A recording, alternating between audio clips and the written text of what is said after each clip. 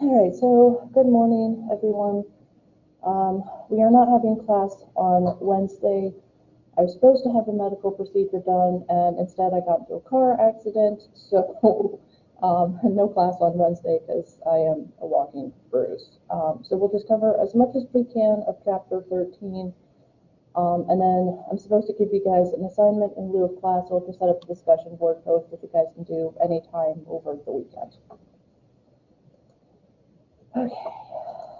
So we talked last time about economic policy. Today we're going to talk about what's called people policy or social policy.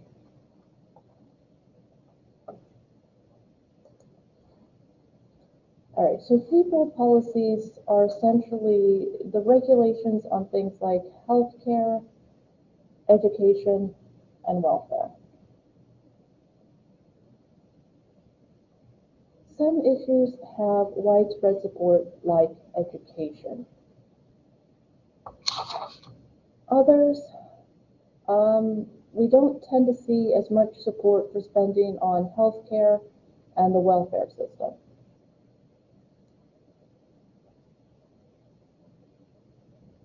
So what we tend to see is this divide over providing services for the people of Texas versus keeping our taxes low. Also, more focus on the elite and business interests versus what's good for the majority of the Texas people. So we do tend to rank towards the bottom in terms of funding and providing for welfare, education, and healthcare.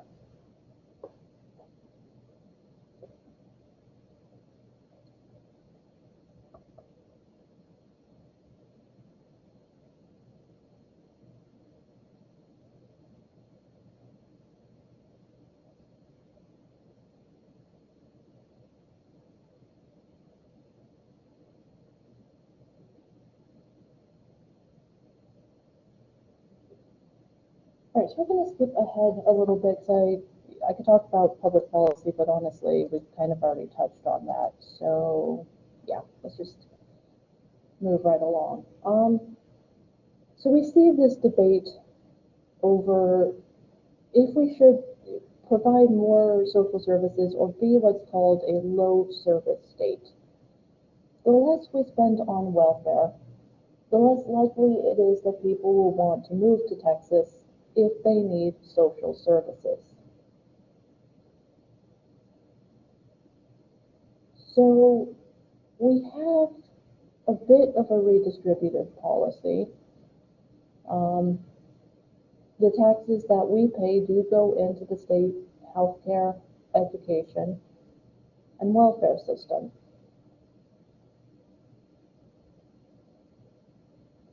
But there's a lot of controversy on attitudes about poverty and welfare. Is it someone's fault that they're poor? Is it someone's fault that they need welfare? That's a debate that has been going on for decades and isn't likely to be solved anytime soon. So there is support for things like job training and education, which is in line with our individualistic culture. We'll help you insofar as we give you the training, you find the job. So there's a little bit of support, but not as much compared to other states.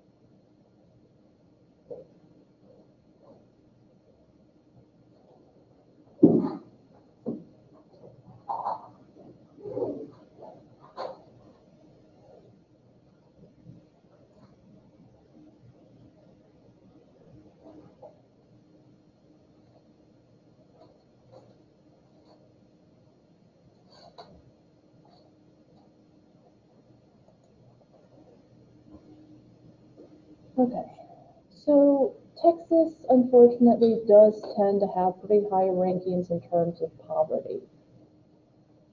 The federal poverty line for a family of three is $21,330. For an individual, if you make less than $12,490 a year, you're considered living in poverty.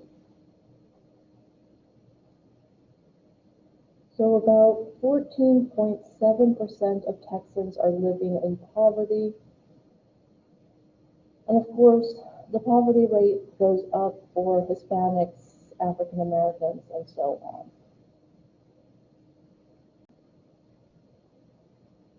And I'm sure this is not a shock to anyone in this room, but Starr, Cameron, and Hidalgo counties are amongst the poorest. Yeah, not a surprise, right? It's unfortunate. But here in the Valley, we do have, quite frankly, the highest poverty rate in Texas for the most part. So about 25% of all Texas children live in poverty, and about 81% of Medicaid recipients are under 21. So the majority of Medicaid recipients are children, or very young people.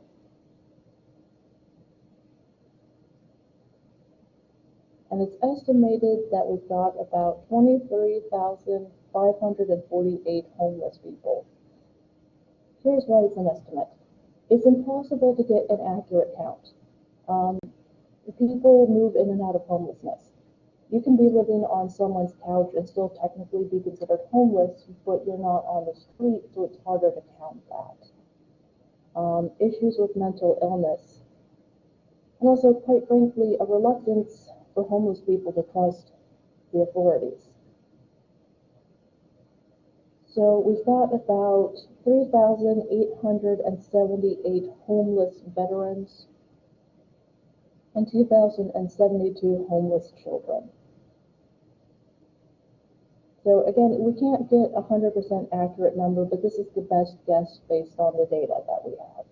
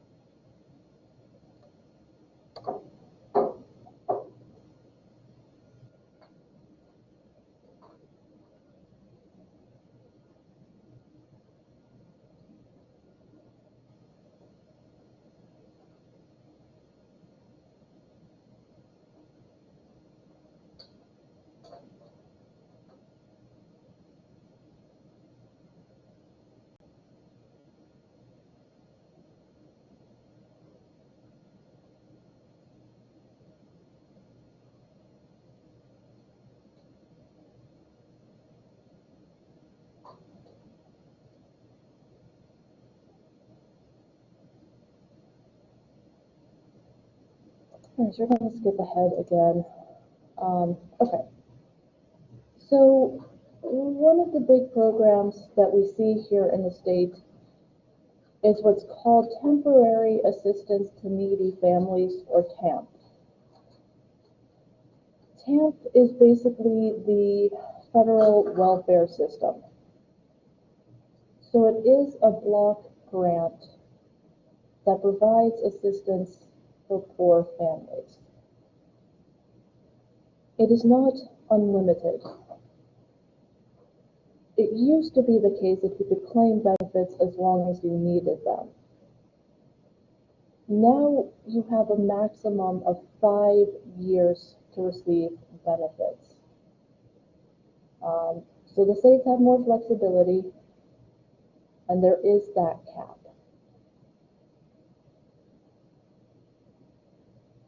So across the state, that should say billion, that's not million. Well, no, that's probably right, 113 million per year, give or take. And we've got TAMP going to about 59,000 clients a month.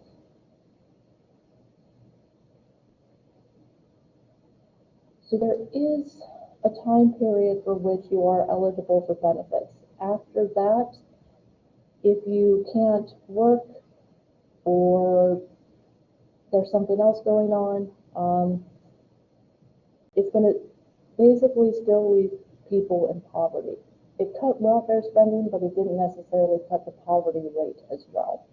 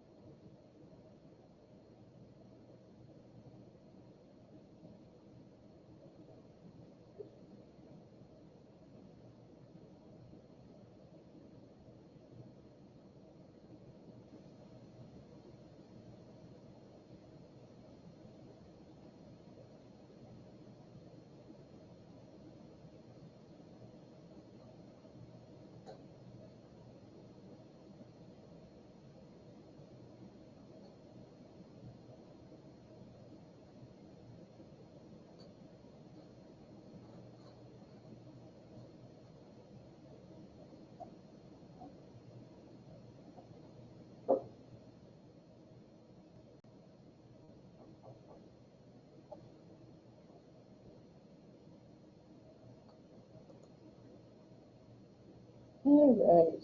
We are also not doing so well in terms of healthcare. We have the highest uninsured rate in the United States, with over 5 million Texans uninsured.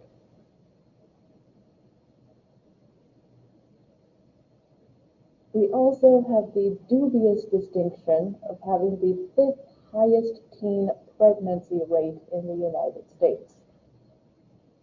Now, what I'm going to say may be a little controversial, but part of the problem with that is the focus on abstinence-only education and no real talk about preventing pregnancy. So part of it is just we don't discuss sex education as well as we probably should. We've got 4.2 million Texans enrolled in Medicaid and the Children's Health Insurance Program. So in 2018, Medicaid cost the state $61.8 billion, 58% of which was covered by the federal government.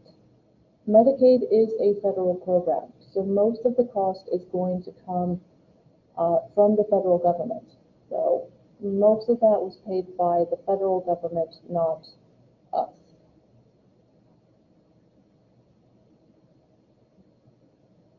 We had the opportunity to increase the number of people on Medicaid, but we didn't because of fears that we would have to pay for most of the expansion rather than the federal government. So 1 million Texans who might have had access to Medicaid had we expanded it don't have health insurance.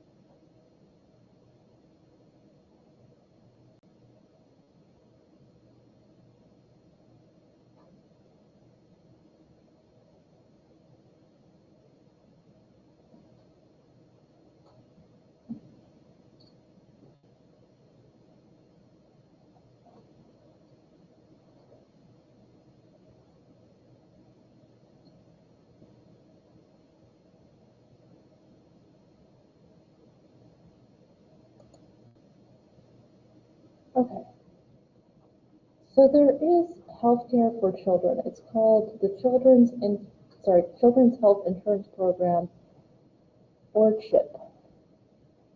So what this does is help to provide healthcare for families who are above the poverty line but can't afford to pay for healthcare for their children.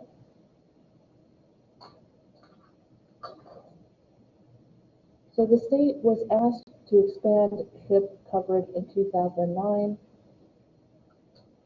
and did not. So that left 80,000 children without health insurance.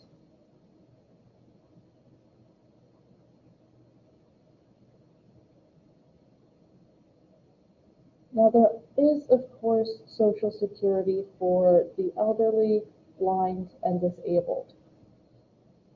So once you reach retirement age, you can apply for Social Security. If you are permanently disabled, you can apply for what's called supplemental security income and essentially draw on your Social Security benefits now. So it's a way of helping people who cannot work due to permanent disabilities not be living in extreme poverty.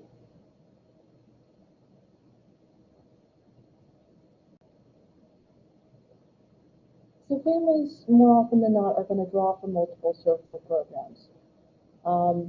Medicaid, welfare, food stamps. It's not necessarily enough to lift them out of poverty. It can help them at least put food on the table, but it may not quite be enough to get people out of poverty.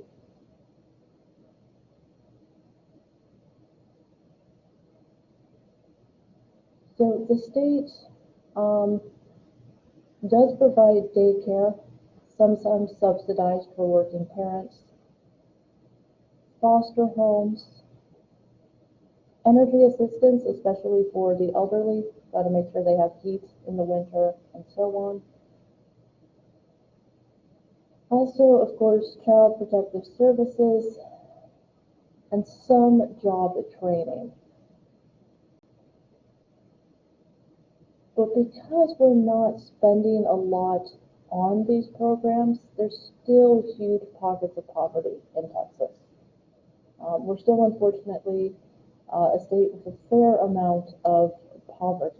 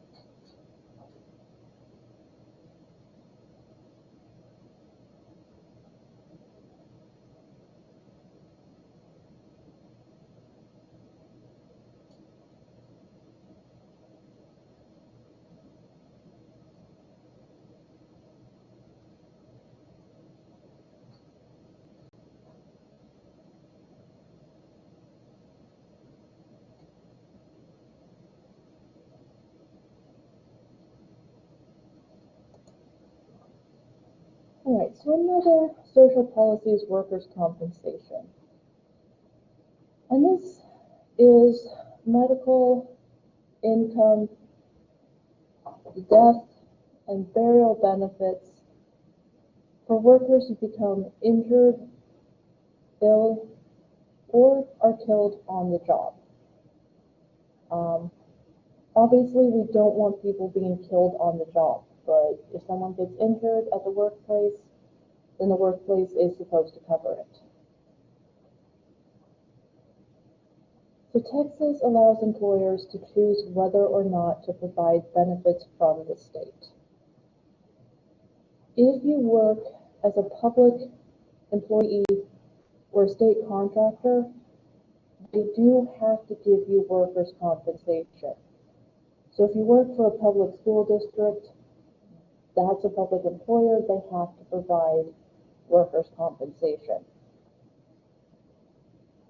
For private companies, if they do not participate in the workers' compensation program, they have to notify the Workers' Compensation Commission and the company employees.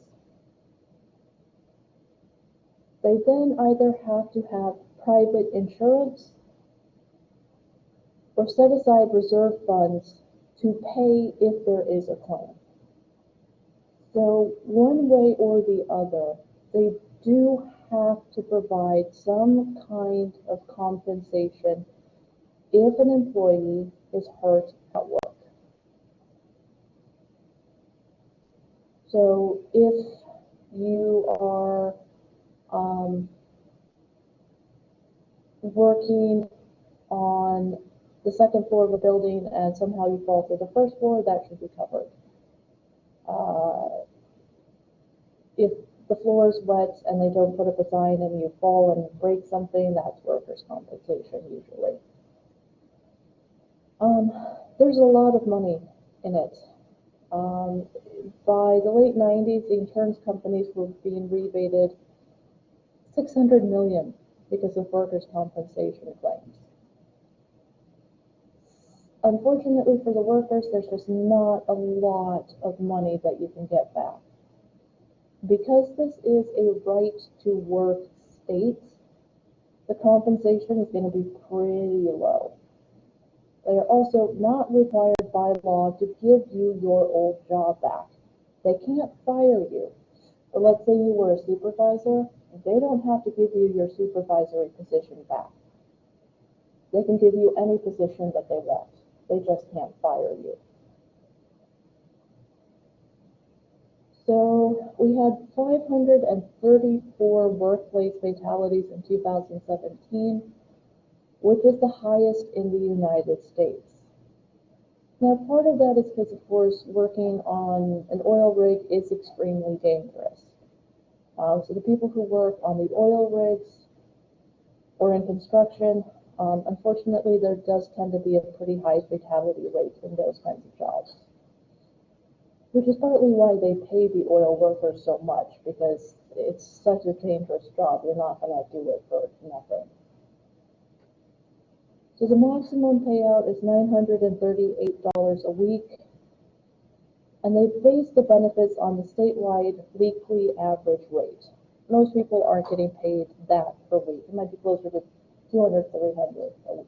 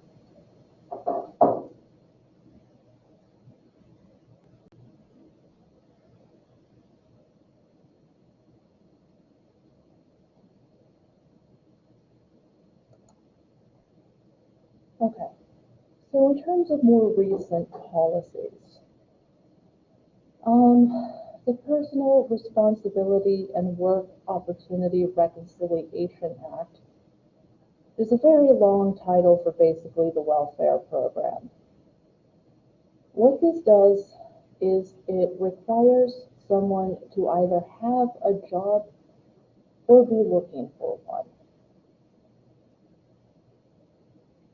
It's a 5-year limit total, and that begins the minute someone gets their first check, even if they need extensive job training or education to get a job. And that work requirement does not consider job training or education to be work. So not only do you have to be either going to school or going through job training, you also have to have a job on the side. Which when you think about it, doesn't make a lot of sense, because if you, let's say, need a bachelor's degree to work, it's going to take you a couple of years to finish the degree. So why not let someone be a full-time student, because that is essentially job training. But that's not how that works, unfortunately. So it means single mothers are going to have to try and work, but then they have to come up with the money for childcare. So it's an extra hoop they have to jump through, essentially. So in terms of Medicaid, 2 out of every $3 spent on Medicaid in the state comes from the federal government. So even if the governor wanted to cut Medicaid funding, he can't, because it's a federal program, it's controlled by the federal government, and he cannot violate federal law. So we don't fully fund Medicaid, but we also can't cut the spending on it, because we don't spend the majority of the money the federal government does.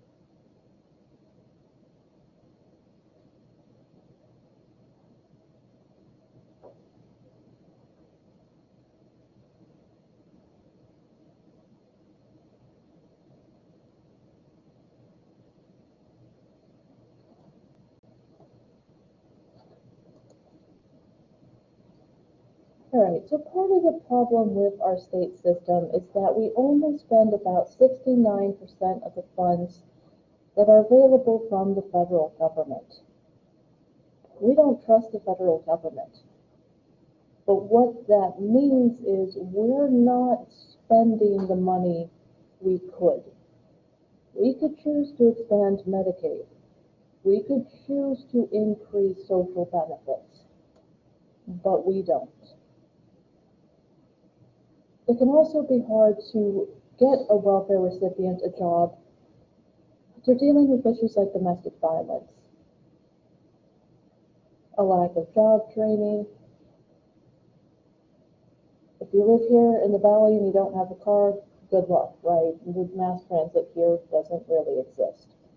And also if there's no child care, because now you're making people spend money on child care, which doesn't necessarily mean they'll be able to get out of poverty, because that money that could have been saved now has to go to childcare. So when our economy is in a downturn, we have a decrease in funding for social programs. The offset of that is that there's more demand for state services. So the state says, we don't have the money in the budget, but you've got more people now living in poverty because of a recession. So it's kind of a catch-22. They want to cut spending, but there's more people needing benefits. So how do you figure out that balance? We do have high immigration rates. Of course, we know that some undocumented immigrants are working in jobs like farming or ranching or factories. And some of them are working in better industries. It just depends, right? But we do have a high immigration rate here. We do have a pretty large gap between the rich and the poor. And we are engaged in what's called a race to the bottom. We don't want people moving to Texas to take advantage of social benefits. So we spend as little as possible to encourage people not to come to Texas. So we look at that and we say, we don't want to have to pay for welfare in Texas, so let's make it really, really hard to get benefits, and then people won't want to move here. So it's a way of basically discouraging people from moving to Texas. Don't come here, we don't want to spend money on you.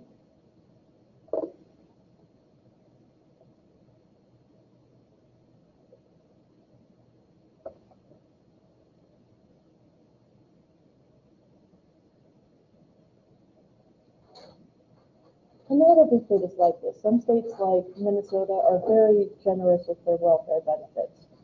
But for most states, they don't want the extra drain on the economy, so they try to make the benefits as stringent as possible so people don't move to the state.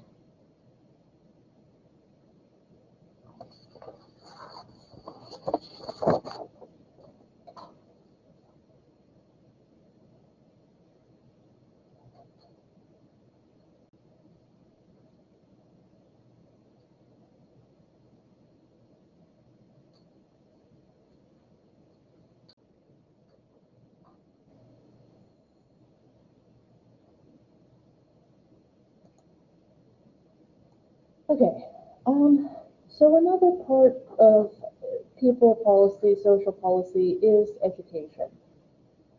And public schools are seen as necessary because we want a society of informed citizens. If we had no idea who was running for president, how would we know how to decide how to vote? How would we know which way we wanted to vote? So the founding fathers said we need a well-educated population. The better educated we are, the better our decision making. So of course, Texas was forced to integrate the schools in the Brown versus the Board of Education, the 1954 Supreme Court case that said separate but equal is unconstitutional. So in the 1960s and 70s, Texas was forced to integrate the public schools. And education is the state's largest single expenditure. So some of the money comes from the state, but most of the spending for K through 12 is from the local government. The local school boards hire the teachers and build the schools and figure out what to do with resources. So most schools are funded through local taxes, local sales tax, local property tax.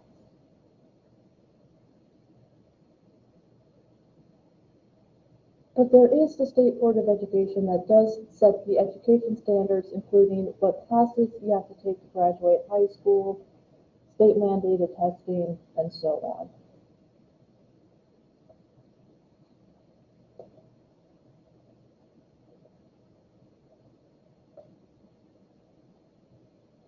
And part of that is just for uniformity. So that way, if a kid moves from Mercedes, Texas to Austin, they're not going to be that far behind in the new school.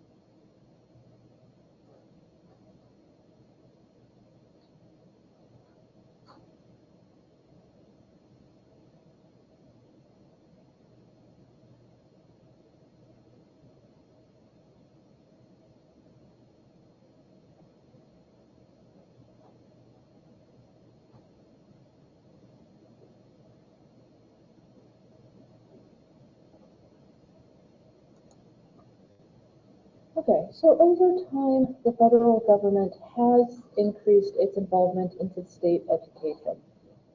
The Elementary and Secondary Education Act of 1965 was part of President Johnson's Great Society movement. This was where federal funding of public education started to help students in poor areas get an education. There was a large segment of the population that was illiterate because parents couldn't afford to send their children to school.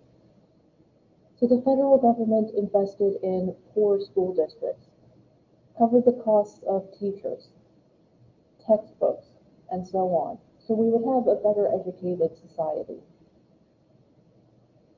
And then we got No Child Left Behind in the George W. Bush administration. This required annual testing in math and reading, pushed for more hiring of teachers. The problem with No Child Left Behind was it punished the poor school districts. If a school district did not do well on standardized testing, they were supposed to put money into extra tutoring, longer school days, and summer school. But here's the catch. The federal government said, we're not going to pay for any of that. So you've got school districts that don't have the money to begin with, being told they have to spend money that they don't have. Also, quite frankly, teachers hated it, because I'm going to let you in on a little secret. We don't like it when people tell us what to teach. We're not really wild about that. We're kind of rebels at heart. If you come in here and you tell me this is how you absolutely have to teach, it's not going to end well, okay? So teachers were not thrilled with this in any sense of the word. That has been repealed, holy frickin' booyah, but we do still have problems in Texas. We're seeing more people moving into the state. There's about 5.4 million children in Texas schools, and it's about 2% growth every year as the state population increases.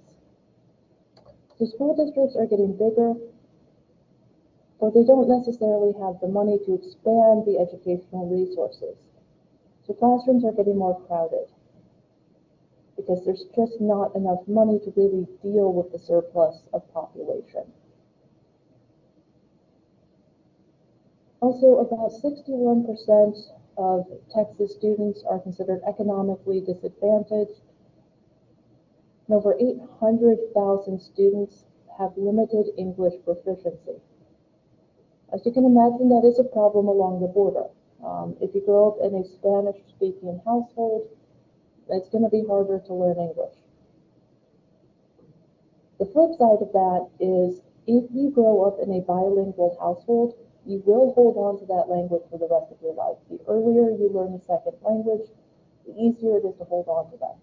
So if you grew up in a Spanish-speaking household, you're actually at a bit of an advantage in that sense. So we've got about a little under 80% of the population with a high school degree, but we rank 42nd in terms of educational attainment, which means we're towards the bottom of people who have gone on to get at least an associate's degree or higher.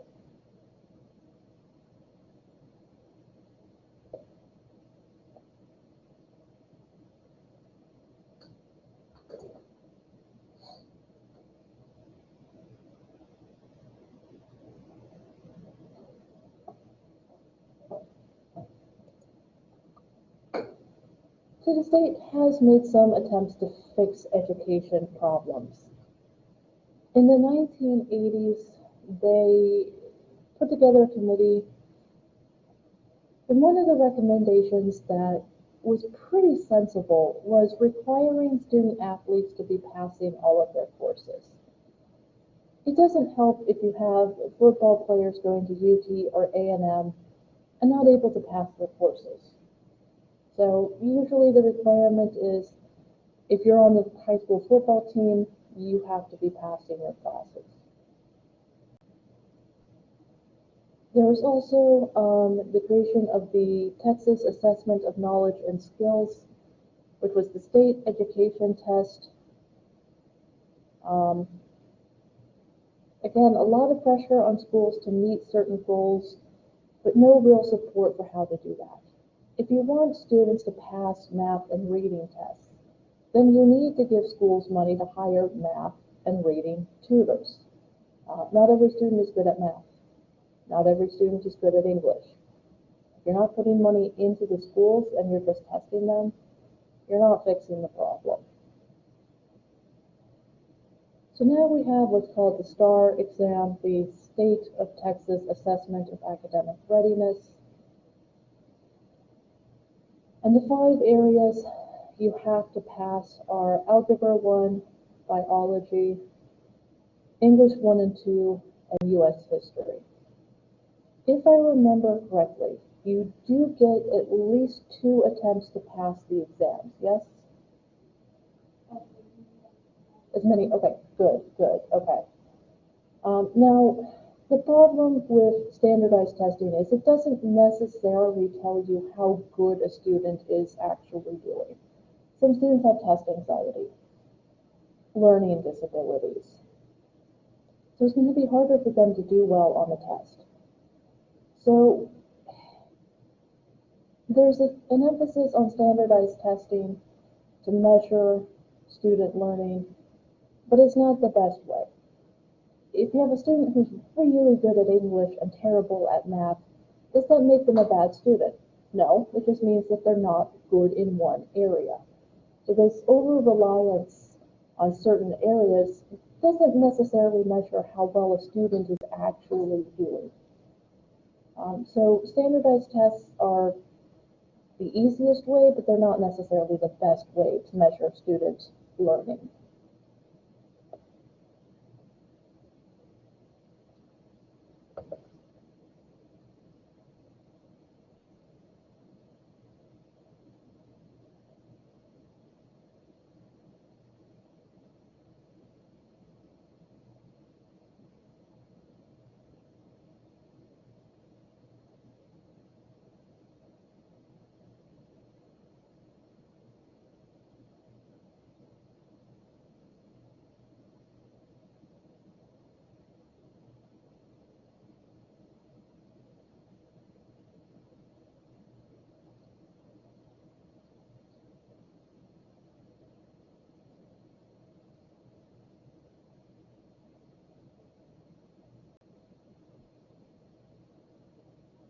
And sometimes schools don't really think testing all the way through.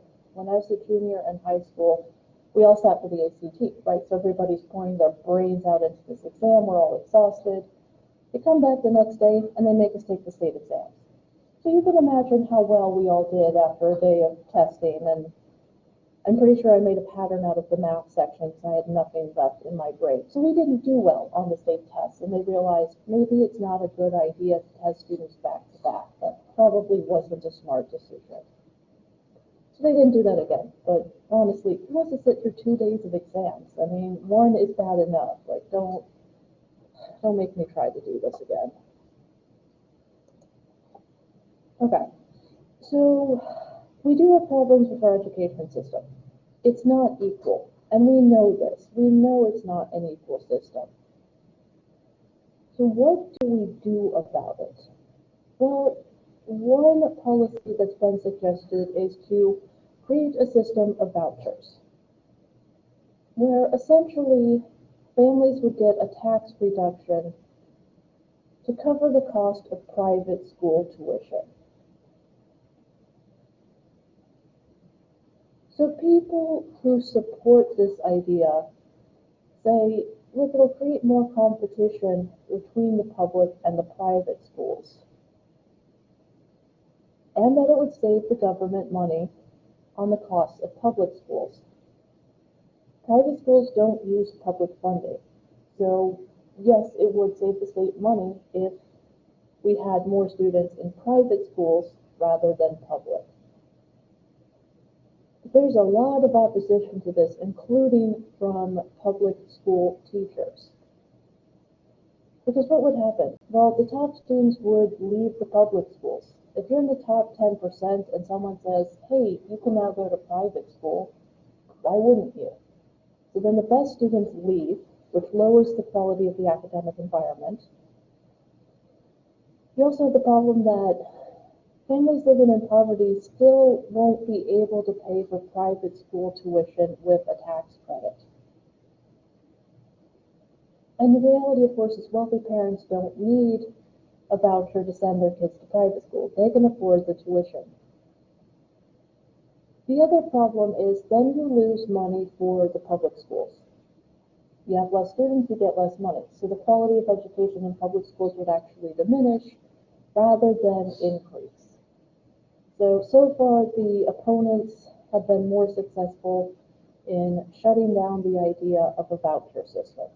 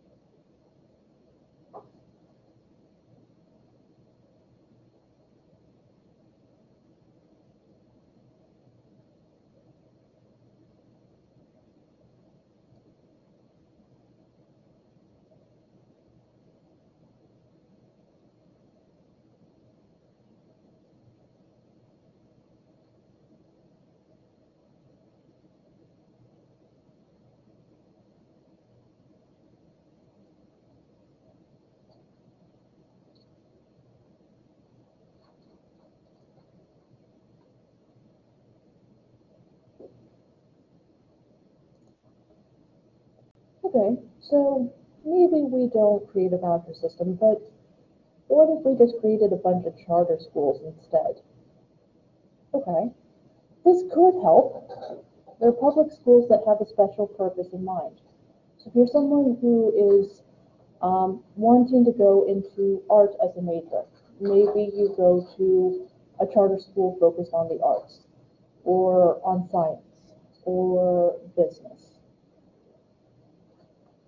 So charter schools do provide some competition.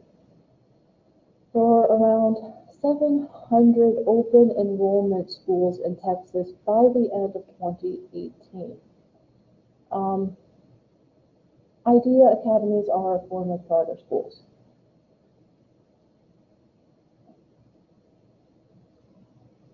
But there's a mixed bag for charter schools.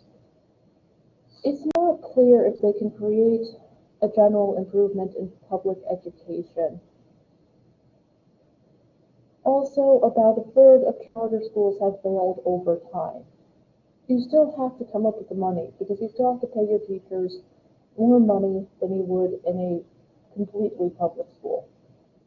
There's still some charges for parents who send their children to a charter school.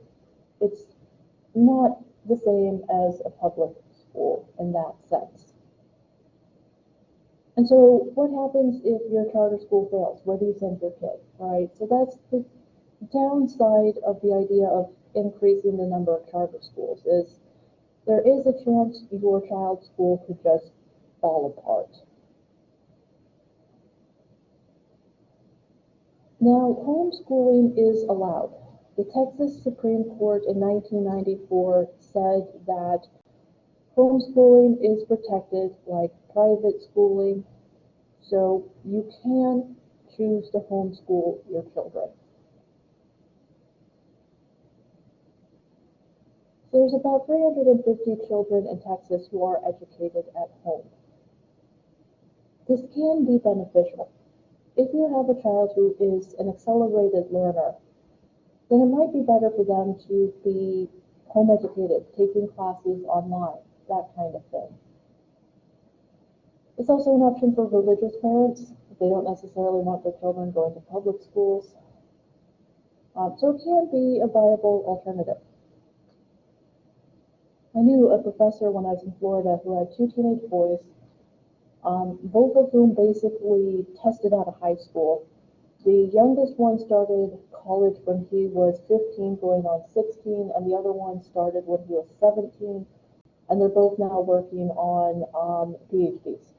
And the oldest one is like 23, and the youngest is 21, and they're both in like doctoral programs. So children like that, they don't need to be in public schools. They can go online, they can test out of stuff, and they can just move right along. They're basically just taking college classes at 15.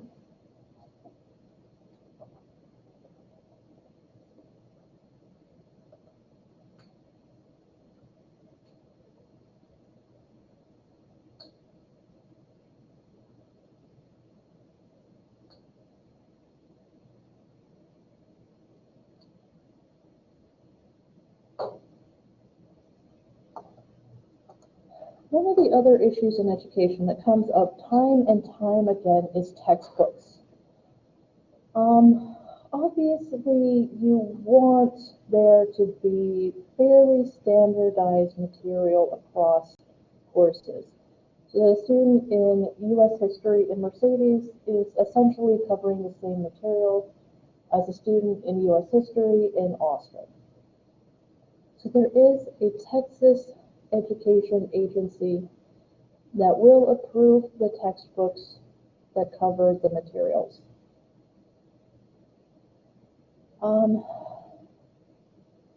However, the problem that we see in Texas, by and large, is that because the state is pretty conservative, they tend to approve a fairly conservative curriculum, and textbook companies are forced to get approval before they can finish a book.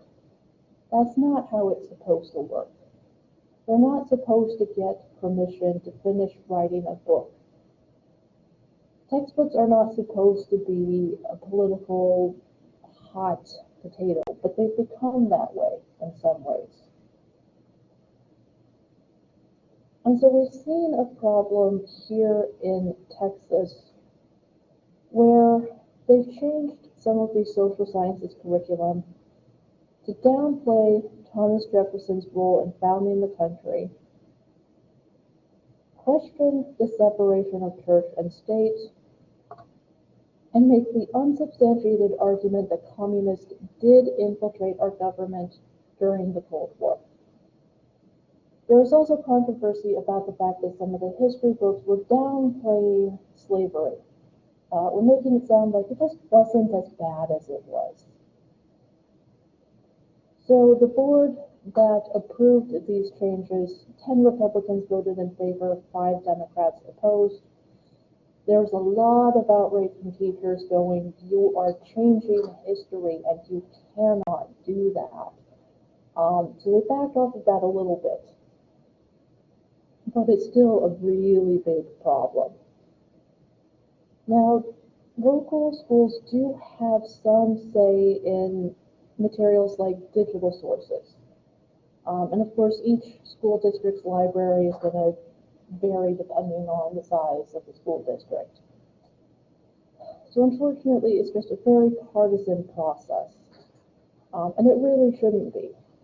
History can be seen through a couple of different lenses, but we cannot revise history to say slavery wasn't that bad, or, you know, this actually happened when it didn't. There are established facts that need to be recognized, and playing around with that gets very dangerous.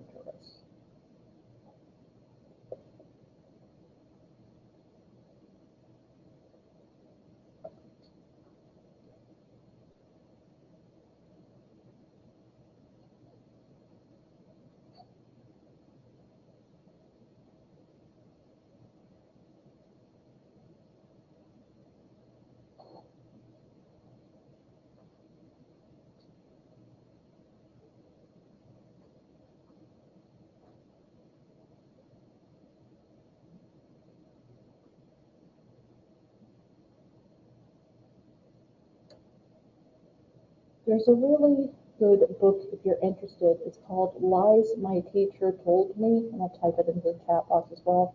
That talks about what we don't actually teach students in school, the real history that we are not actually teaching. Because if you ever wondered if your teacher was like, if you're ever like, that doesn't seem right, I don't think that makes sense, you can actually read up on it, because sometimes you're not getting the full picture. Okay, in terms of higher education, for the A&M and UT systems, there is what's called a permanent education fund. This essentially exists to give them the money to operate. So it comes from the land that was given to the university campuses that happen to contain oil or precious minerals. So the Permanent Education Fund, or the PUF as it's known, owns 2.1 million acres of land and has about $19.5 billion in assets. So all of the schools in the UT and A&M system have their funding essentially covered. They don't have to worry as much about coming up with the money.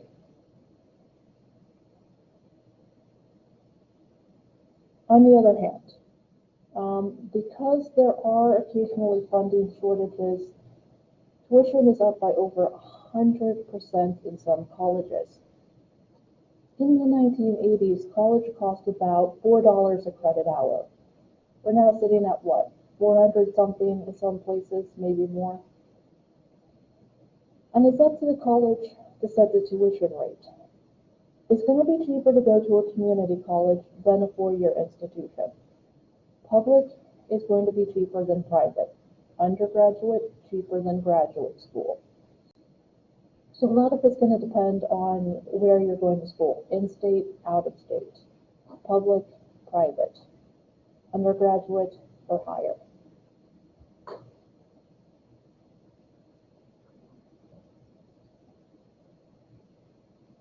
Out of curiosity, are any of you planning to transfer to somewhere like UTRGV after you finish? Okay.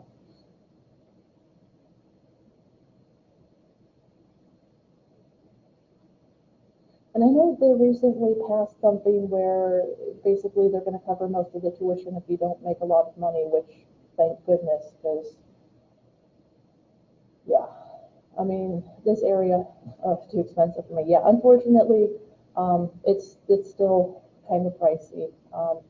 We could really use more grants for college education.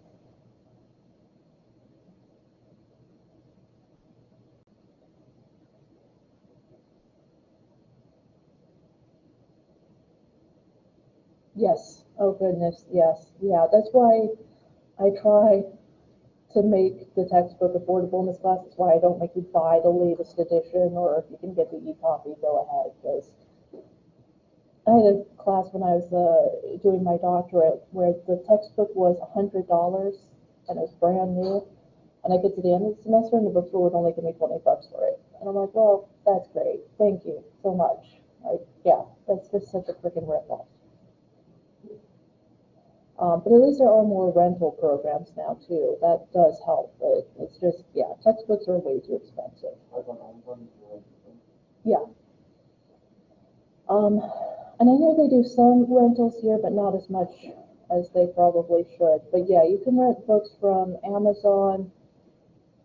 And there's a couple of others that have rental or ebooks, which is why I'm like, if you don't have, yeah, I'm like, if you can't afford the textbook for my class, I'm not one of those professors who's like, buy the book or else. Like, if you can't afford it, you can't afford it. I'm not going to make you buy a damn textbook. Like, no.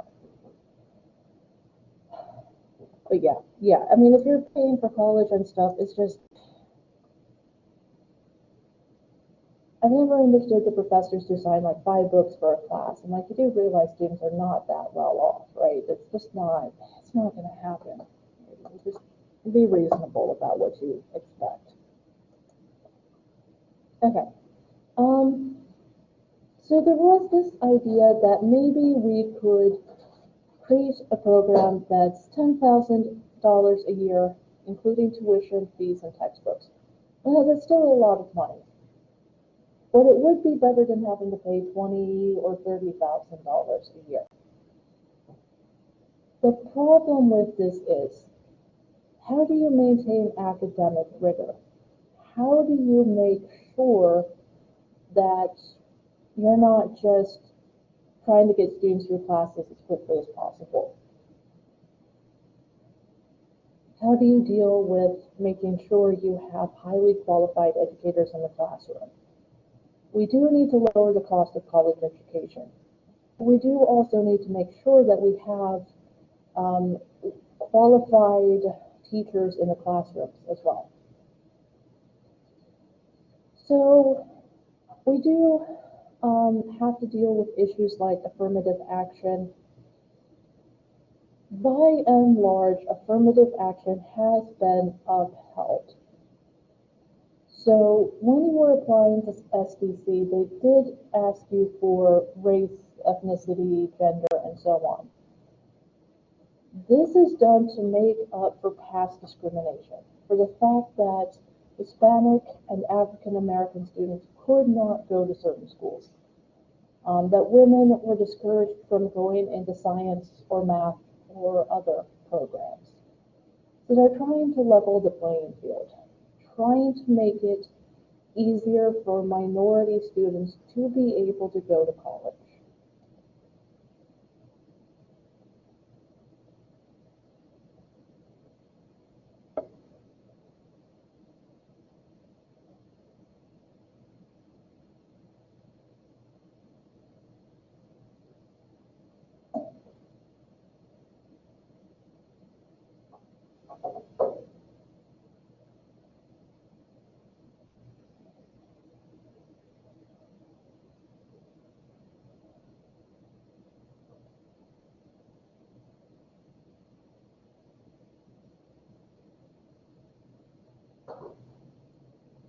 All right, so since we only have a few minutes left, I just want to move on to this and we'll end here. We do rank pretty low in terms of school funding, and we do have a pretty high dropout rate at the high school and college level. The state used to fund about 50% of the UT budget. Now it's only paying 13%. What does that mean? Higher tuition. You go to UT Austin, you're going to be taking out student loans to pay for that. Realistically, there's just no way to get around it anymore for most students. Now, online education is rising. It is cheaper. If you don't have a physical classroom, you don't have to charge as much for tuition. The downside, of course, is what do you do in the more rural areas for students who don't have reliable internet access? And also, for some students, they're just not going to do well in an online class. You have to be very, very, very disciplined to do an online class. You don't have the professor nagging you about deadlines. For some students, that's great. They can do it on their own. For others, they need that in-person contact. Online education is just not for everyone. It's good for some, it's just not going to be the solution. So we do have problems with low spending on education, low SAT scores, less money going into education, so we've got fewer instructors being hired, increasing classroom sizes, lowering of academic standards, and less research. Schools like UT want professors to do research, but if you're not going to fund the research, then how do you expect people to be able to do it? So there's no clear solution to the problems, but we do know that, unfortunately, we're just not doing enough to fix the problems with our state education system. We would really need to put a lot more money into education to fix some of these problems. And even then, it's not going to fix everything. But we've got too many problems and just not enough solutions to figure this out.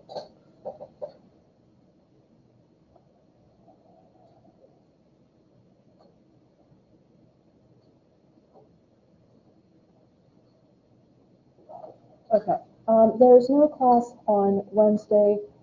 I was going to be out for a medical procedure, and then I was in a very bad car accident on Saturday, so no class on Wednesday because I am like 75% black and blue.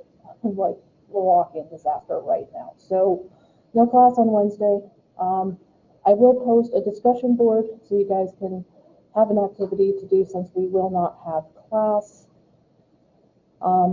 All the research papers have been graded. And then when we come back in a week, I will post the final exam for you all. Exact same format as the midterm. Open book, short essay, take home exam. Okay, any questions? All right.